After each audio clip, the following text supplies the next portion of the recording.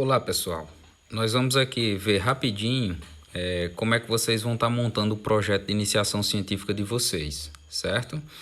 Então, primeiro, um projeto de pesquisa, ele é feito por quê?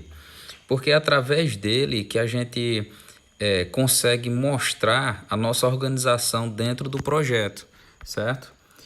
Sem um projeto de pesquisa, a gente não tem o caminho certo. Com o projeto de pesquisa, a gente tem um caminho a seguir, quais os materiais que vamos usar e aonde a gente quer chegar. Ao contrário do que muita gente pensa que o projeto de pesquisa é só mais relacionado à burocracia, certo? Então, gente, quando a gente vai trabalhar o projeto de pesquisa, primeiro a gente deve planejar como vai ser realizada a ação, porque ela assim vai nortear o seu trabalho, vai mostrar qual caminho você deve seguir. É necessário também, né, através do projeto, você ter como solicitar algum financiamento. Alguns projetos não dá para fazer por conta própria e precisa de uma empresa patrocinadora. Oficializar junto a instituições, no nosso caso a gente tem o COPEX, que recebe os nossos projetos, e uma vez oficializado a gente tem mais respaldo sobre aquilo que a gente está fazendo. Apresentar a comitê de orientação, né? Mostrar para um grupo de professores se esses professores podem, através do projeto que você elaborou, orientar você. Ingressar em pós-graduação, que para você entrar numa pós-graduação você tem que ter um bom projeto e tem que defender ele durante a sua avaliação, né, para ingressar na pós-graduação. E fazer alguma proposta em empresas, né? Você pode levar o seu projeto para alguma empresa, para que essa empresa ajude você a realizar, né, a executar o seu projeto ou até mesmo financiar o projeto que você quer executar. Para que você tenha um bom projeto, é necessário que você trabalhe um tema, né? E aí o tema é o seguinte: qual é o assunto que vai ser pesquisado, né? A gente teve a oportunidade de trabalhar sobre a sua preferência acadêmica, sobre a sua afinidade. É interessante que você faça um projeto que você tenha afinidade. E aí você precisa descrever sobre o tema. Então a gente só tem como descrever um tema se a gente adquirir conhecimento sobre ele, né? Olha só, isso aqui é um exemplo de um tema. Se você conseguir escrever mais de 100 palavras sobre aquilo que você quer pesquisar, é porque você já tem um bom conhecimento sobre ele, né? Em cima do tema, você vai elaborar a sua problemática, né? E para que serve a problemática? A problemática é um problema de pesquisa. Então, sem esse problema, você não tem para que realizar uma pesquisa, né? Então, ela tem a função de desenvolver questões da profissão, da sua profissão, como também da humanidade, né? Como a medicina veterinária trabalha com saúde pública, saúde única. E aí nós temos dicas, né, sobre a nossa problemática, que deve ser através de perguntas básicas, tem que ser simples, a problemática tem que ser simples e direta, né? Deve ser bem clara, tem que ser uma pergunta simples, mas que não deixe lacunas, e deve ser objetiva, né? Para quê? Para que você tenha uma parte operacional do seu projeto. Não adianta você levantar um questionamento onde ninguém vai conseguir resolver o problema, certo? Olha só como ficaria uma problemática em cima do tema que eu acabei de mostrar como exemplo para vocês.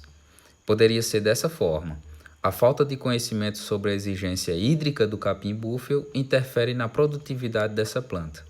E aí, se vocês olharem a problemática, o tema direitinho, vocês vão ver que a problemática se encaixa nele, né? Uma vez pronta a problemática, que é um problema, você vai trabalhar a sua hipótese. A hipótese é nada mais, nada menos do que uma resposta prévia ao problema, né? Você vai dar uma solução ao problema e ela tem que ser uma afirmativa, onde ela vai apresentar uma veracidade ou uma falsidade. Como é isso?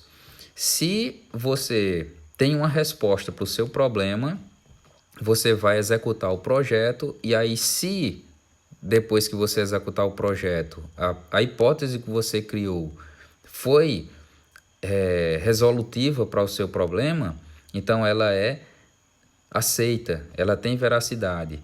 Caso o projeto foi executado e a sua hipótese ela não resolveu o problema, ela está numa falsidade, então ela é nula. Mesmo assim, você não descarta a sua pesquisa, você só descobriu uma forma que não deve ser feita para resolver o seu problema.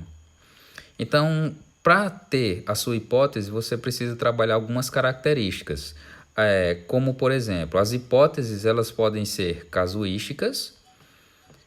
Algumas hipóteses elas vão estar referente à frequência de acontecimentos. Algumas hipóteses elas estabelecem relação de associação entre variáveis. Nós temos também algumas hipóteses que estabelecem relação de dependência entre duas ou mais variáveis, né? Então nós temos essas 4 características que eu coloco para vocês, e se vocês encontrarem alguma hipótese que foge a essas características, vocês podem me procurar a qualquer momento que a gente resolve esse problema. Olha só exemplos, né? Algumas hipóteses quando elas são casuísticas.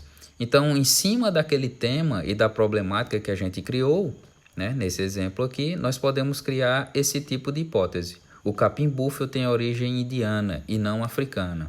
Então, eu estou criando um caso. Como é que eu resolvo? Como é que eu consigo ver essa característica como casuística? Todo mundo diz que ela tem origem indiana e eu estou afirmando que ela tem origem africana. Então, para me provar que ela é africana e não indiana, eu preciso realizar uma pesquisa científica. Olha só, quando a hipótese ela refere-se à frequência de acontecimentos. Como o próprio nome diz, a gente pode ver aqui, ó, direto, é uma frequência.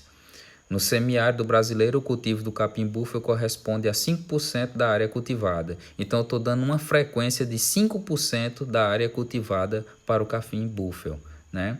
Isso aqui é uma afirmativa. Então, como é que eu sei que essa afirmativa ela é verdadeira ou falsa? Executando o projeto.